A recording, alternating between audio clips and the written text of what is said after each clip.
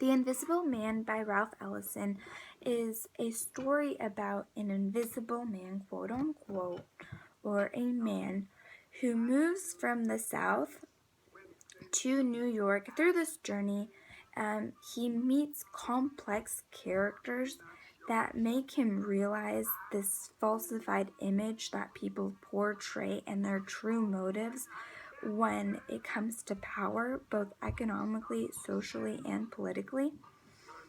This character, the narrator, is this intellectual black man who wins a scholarship through this white mockery. It's this game, and as he starts his education, he's extremely excited that he has been able to give this opportunity to cultivate and to foster this intellectual and education that he was privileged to have. And as soon as he starts these conflictions and these differences, minor differences that really the narrator doesn't have a problem. It's not his fault, but the director causes these problems because of his viewpoints, and he sends terrible letters of recommendation to individuals. So when he moves to New York, he has a very difficult time adjusting or finding a job because the people that he believed in completely turned their back on him. And so he meets this woman, Mary, who's probably the only person in the novel that cares about him.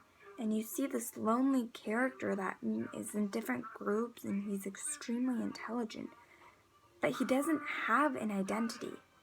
He sways and he shares his ideas, but at the same time, the overall base is that he doesn't have that power. He doesn't have that say, that there's always going to be somebody superior, somebody who wants more power and more control of the situation.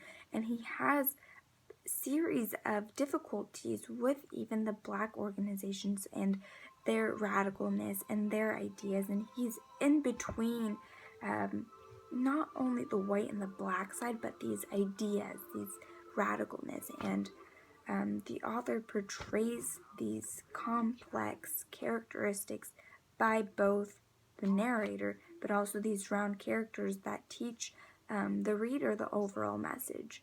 And it is very, very detailed in both the social aspects of what was going on through these times, but it's not just about racial differences. It's about people's overall motives and how we can portray somebody as a good-hearted and kind person, and how life and human nature destroys that, and you feel lost. And it really it's a book about trust and about self-identity, and I highly recommend this book. The vocabulary, the people, the message, and this man who has all of these ideas but is not able to fully execute it, is something that I think a lot of people can relate